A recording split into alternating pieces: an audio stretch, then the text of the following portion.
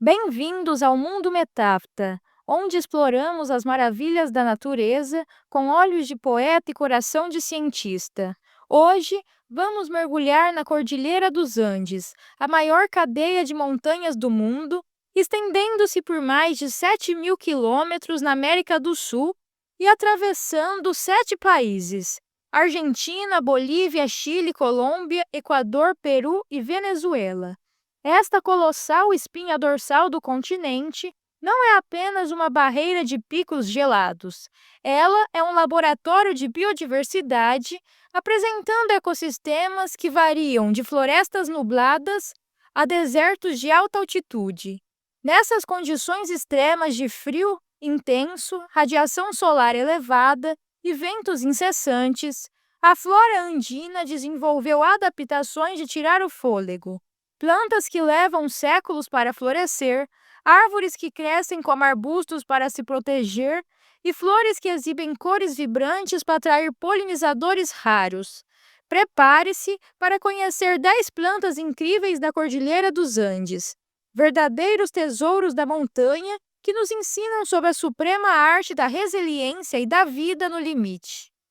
A Puya Raimonde, popularmente conhecida como a Rainha dos Andes, é, sem sombra de dúvida, a mais espetacular das 10.000 espécies endêmicas da cordilheira da família Bromeliaceae, a mesma do abacaxi. Esta planta monumental é uma verdadeira testemunha do tempo, com um ciclo de vida que beira o lendário. Nativa das altitudes elevadas do Peru e da Bolívia, ela prospera em Puyales, bosques isolados e inóspitos a mais de 3.200 metros acima do nível do mar, desafiando o frio, a intensa radiação UV e os solos pobres. Sua característica mais impressionante é, obviamente, sua inflorescência.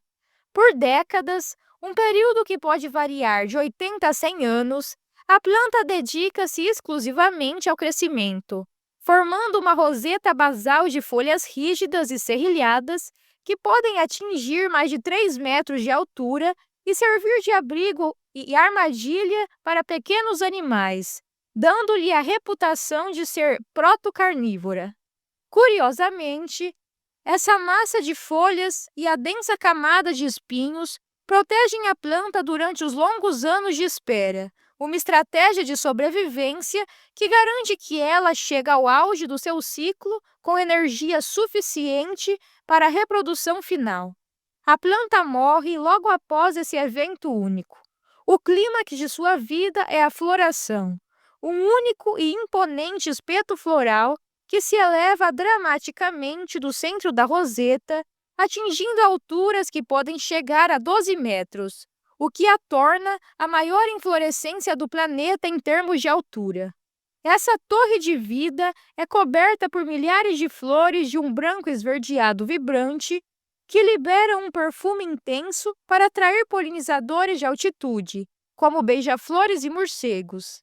Este espetáculo massivo de floração atrai não apenas polinizadores, mas também coletores e, infelizmente, a atenção de fazendeiros que queimam a planta para abrir pastagens, tornando-a criticamente ameaçada de extinção.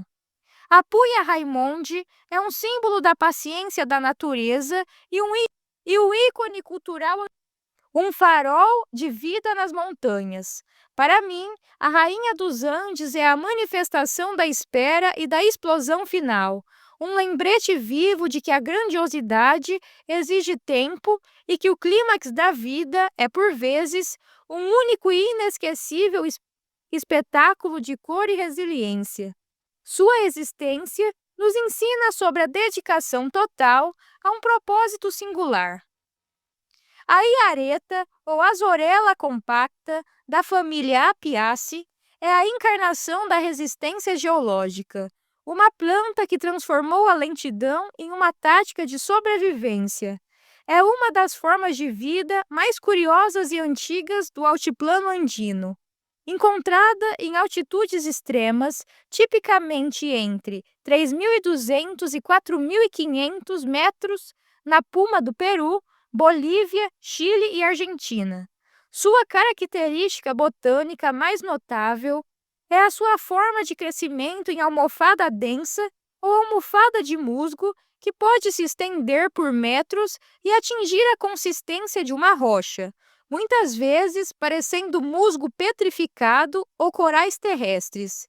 Essa estrutura maciça e compacta é, na verdade, composta por milhares de hastes minúsculas, rigidamente compactadas, que crescem incrivelmente devagar, apenas 1 a 2 centímetros por ano. O crescimento lento, somado à sua densidade, permite à iareta criar seu próprio microclima. A massa escura e compacta absorve o máximo de calor solar possível e o retém, isolando o núcleo da planta do frio congelante do ambiente externo, da radiação intensa e dos ventos fortes. Essa notável adaptação levou a iareta a alcançar uma longevidade surpreendente, com muitos espécimes sendo datados como tendo mais de 3.000 anos, tornando-os contemporâneos de civilizações antigas. Devido à sua composição resinosa e densa, essa planta milenar tem uma curiosidade trágica.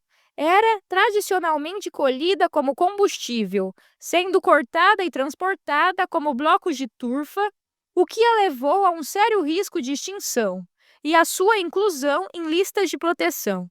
Hoje, sua colheita é estritamente regulamentada em grande parte da sua área de ocorrência.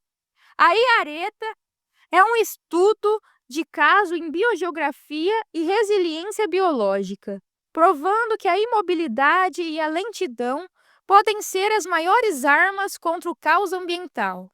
Para mim, a iareta é o tempo manifestado em forma vegetal, uma biblioteca viva que registra séculos de história geológica e climática, nos ensinando que a verdadeira força se encontra não na pressa ou na expansão, mas na coesão, na paciência e na profunda conexão com a terra.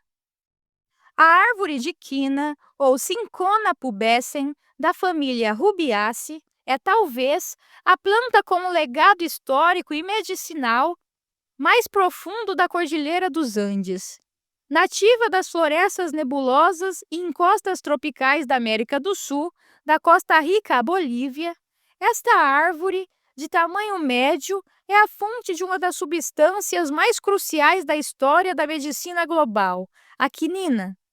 A casca da quina, com sua tonalidade avermelhada e textura levemente áspera, é rica em alcaloides, sendo o mais famoso deles a quinina, que durante séculos foi o único e mais eficaz tratamento conhecido para a malária.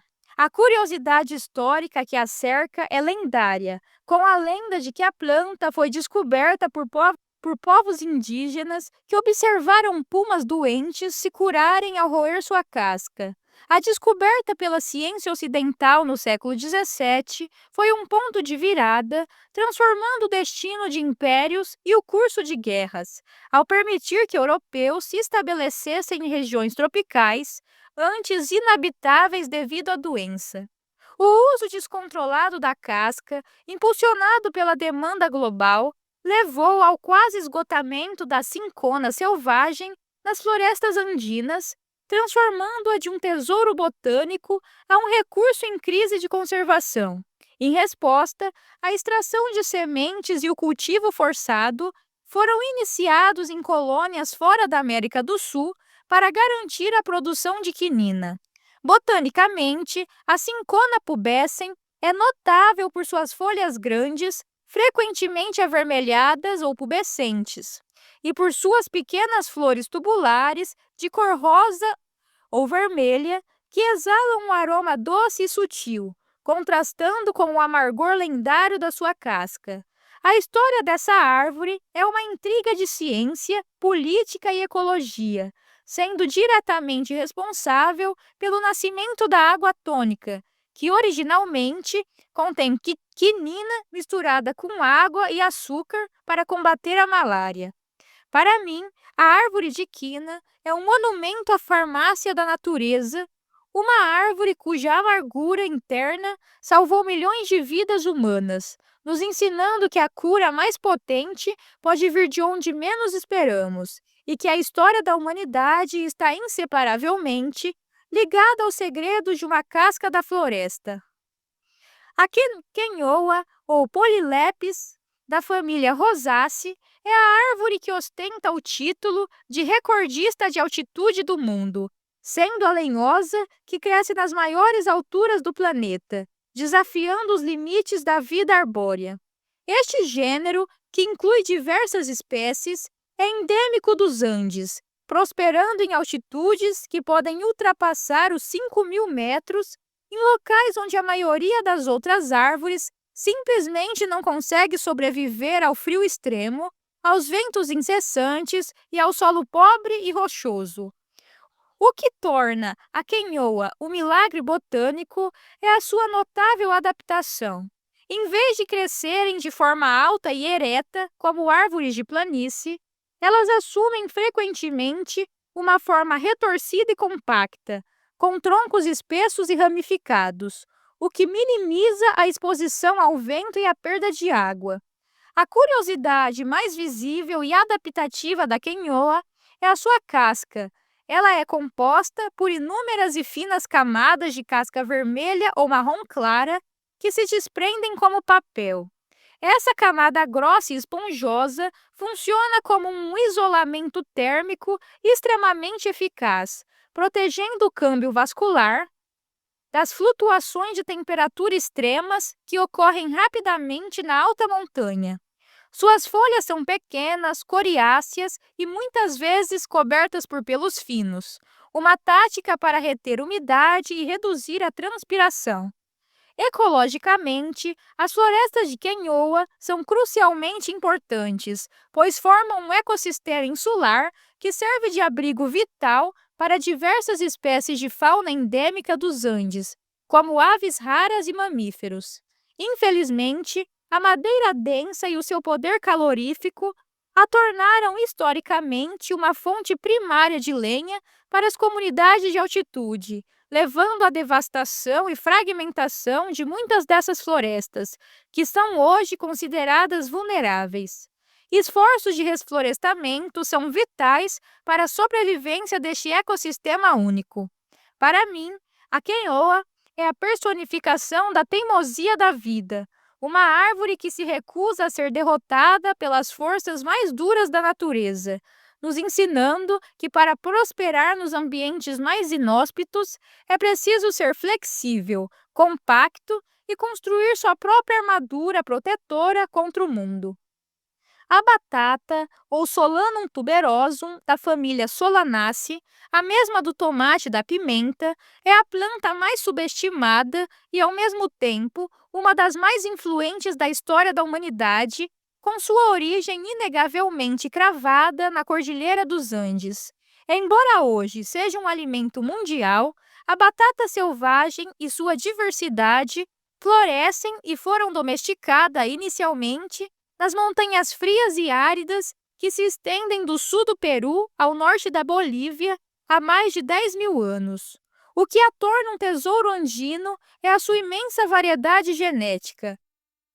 Enquanto o mundo cultiva predominantemente poucas variedades, como a Rousset ou Yukon Gold, os agricultores andinos cultivam milhares de tipos de batata. Elas vêm em todas as cores e formas imagináveis, roxas, azuis, vermelhas, listradas, com formatos longos ou esféricos, cada uma adaptada ao microclima e altitude específicos. A batata é essencialmente um tubérculo, um caule subterrâneo modificado que serve como depósito de amido. Uma engenhosa adaptação para armazenar energia e garantir a sobrevivência da planta durante as longas e frias estações secas do altiplano. Uma curiosidade botânica e cultural fascinante é a técnica ancestral andina de preservação chamada chunho, que envolve congelar e descongelar repetidamente a batata em noites frias de alta altitude e, em seguida, secá-las ao sol. Esse processo remove a água e algumas toxinas naturais, criando um alimento leve e durável que pode ser armazenado por décadas. Historicamente, a batata foi o pilar da dieta de civilizações andinas, como os Incas, e após a sua introdução na Europa do século XVI, transformou a agricultura e a demografia do velho continente. Para mim, a batata é a raiz da civilização andina e um presente da montanha para o mundo, nos ensinando que a verdadeira nutrição e o potencial para alimentar o planeta se escondem, modestamente, sob a superfície da Terra, em uma incrível tapeçaria de cores e formas.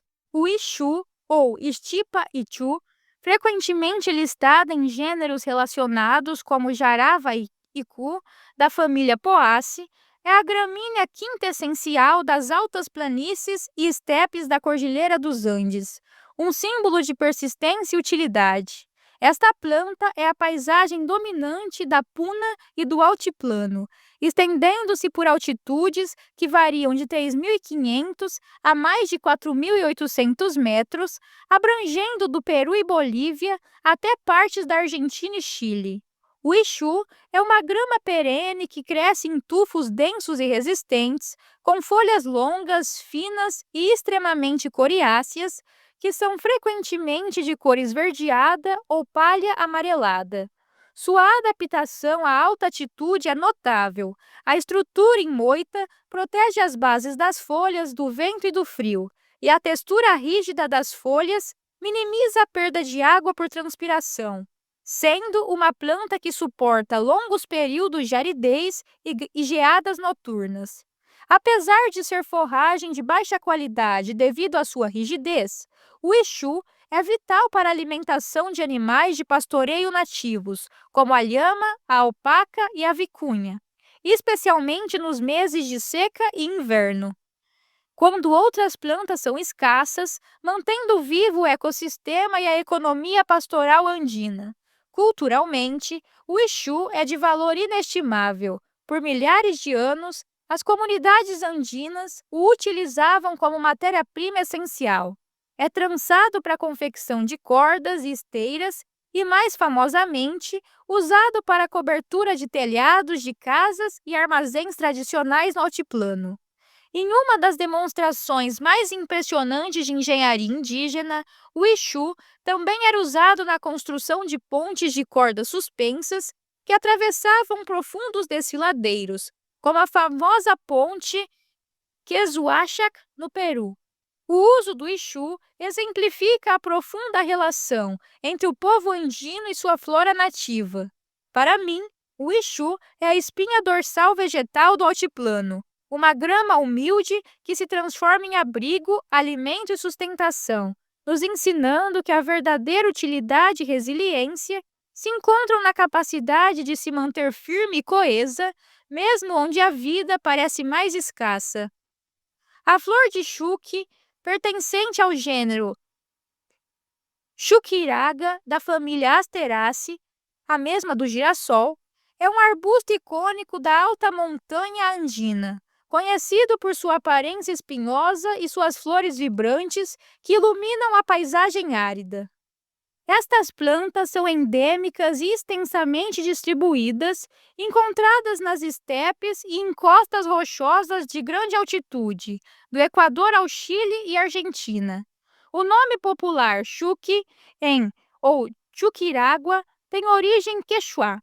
O que a torna adaptada ao ambiente hostil é a sua estrutura arbustiva, densa e espinhosa, que atua como uma armadura protetora contra o vento, a intensa radiação solar e o pastoreio.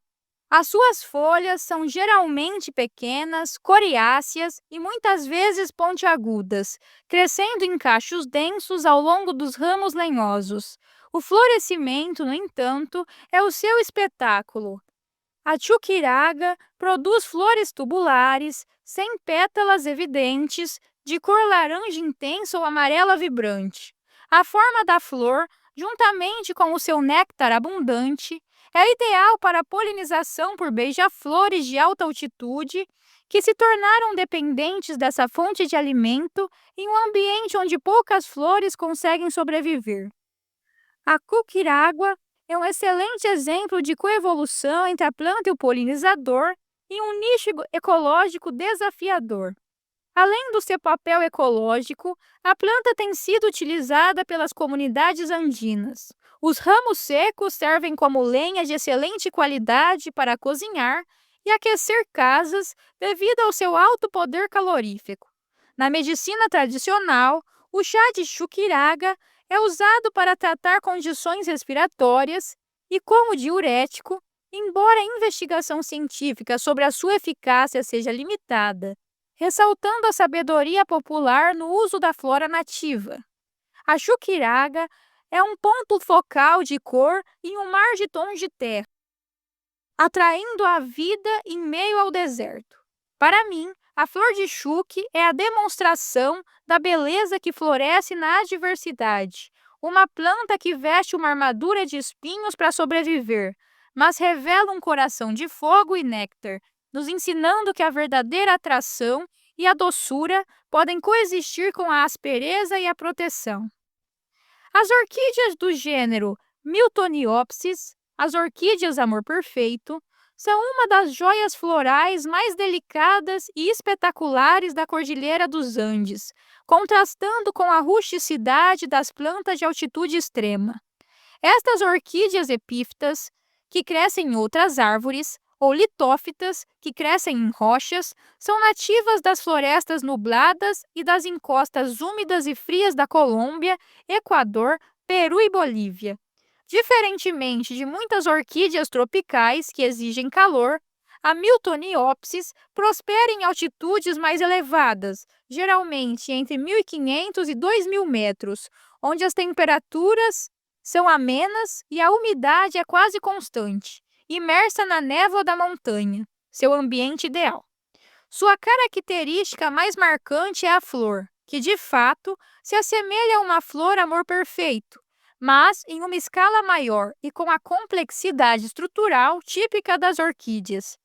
As flores da Miltoniopsis são grandes e planas, com um labelo, que é a pétala modificada, proeminente e aveludado, frequentemente exibindo uma mancha escura ou uma máscara contrastante na base, o que a torna espetacularmente fotogênica. A paleta de cores é vasta e suave, branco puro, rosa suave, amarelo e tons de bordô, muitas vezes com uma fragrância delicada. A sua beleza e raridade a tornaram extremamente populares no mercado de orquídea, o que infelizmente levou à coleta excessiva, especialmente de espécimes selvagens, colocando algumas espécies em risco de extinção em seus hábitats naturais, especialmente devido à destruição das florestas nubladas onde vivem. A conservação das Miltoniopsis é um esforço que se concentra no cultivo in vitro e na proteção de suas florestas de origem. A existência destas orquídeas de altitude ilustra a riqueza da biodiversidade andina para além das zonas de neve. Para mim, a Miltoniopsis é o símbolo de graça e da delicadeza escondida nas nuvens da montanha, uma flor que nos lembra que a beleza mais refinada exige um microclima de estabilidade e umidade constante, o que o paraíso pode ser encontrado nas camadas de névoa da floresta andina. O frailejón, pertencente ao gênero Speletia da família Asteraceae, é o guardião botânico do ecossistema único de páramo, um bioma de alta altitude, geralmente acima de 3.000 metros, encontrado principalmente na Colômbia, Equador e Venezuela. Esta planta é uma das mais fascinantes adaptações à vida no Alto dos Andes, onde as condições são extremas, flutuações diárias de temperatura que vão do congelamento noturno ao calor intenso do dia, à intensa radiação UV. A morfologia do frailejón é quase alienígena e altamente especializada. Ele apresenta um tronco lenhoso, espesso e geralmente não ramificado, coroado por uma roseta de folhas longas e suculentas. O segredo da sua sobrevivência está no revestimento denso e felpudo de pelos brancos ou amarelados que cobre o tronco e as folhas. Essa camada espessa e cerosa atua como isolante térmico, protegendo o núcleo da planta do frio e reduzindo a perda de água por transpiração. A curiosidade mais vital e ecológica do Flailehorn é o seu papel como a esponja do páramo. O formato e a textura de suas folhas são extremamente eficientes na condensação do nevoeiro, capturando gotículas de água do ar e direcionando-as para o solo e para as raízes. Isso o torna um regulador hídrico essencial, alimentando os rios e córregos que abastecem as comunidades andinas de baixa altitude, ressaltando sua importância para a hidrologia e para a sobrevivência humana. Como muitas plantas de alta altitude, o Flailehorn cresce de forma muito lenta, levando muitos anos para atingir a maturidade. Infelizmente, a expansão agrícola e a ameaça das mudanças climáticas, que desestabilizam o ciclo hídrico, colocam muitas espécies de Speletia em risco. O Flailehorn é um símbolo de resistência e sabedoria ecológica, com sua haste solitária dominando a paisagem do páramo. Para mim, o Flailehorn é o monge solitário da montanha, um ser que se veste de lã para sobreviver e, ao mesmo tempo, cumpre um propósito maior ao tecer a água da névoa e devolvê-la à vida que está embaixo. Ele nos ensina que, às vezes, a melhor maneira de ajudar o mundo é simplesmente ficar quieto e reter o que é essencial. A maca, ou Lepidium meiene, da família Brassicaceae, a mesma do brócolis e da mostarda, é um superalimento andino ancestral cuja fama explodiu globalmente nas últimas décadas, mas que é, há milênios, o pilar da resistência nas altitudes extremas. Esta planta herbácea é nativa das áreas mais inóspitas da puna central do Peru, sendo cultivada a altitudes entre 4.000 e 4.500 metros acima do nível do mar, o que a torna uma das culturas agrícolas mais elevadas do mundo. O que se consome é o seu hipocótilo, a parte carnosa entre a raiz e o caule, muitas vezes referido como raiz, que pode ter diversas cores, do amarelo claro ao roxo escuro e preto, cada uma com suas propriedades e usos específicos. A sobrevivência da maca neste ambiente severo é notável. Ela resiste a geadas intensas, ventos fortes e radiação solar extrema, canalizando toda a sua energia para o desenvolvimento da raiz subterrânea. A curiosidade mais famosa da maca está em suas propriedades adaptogênicas, que foram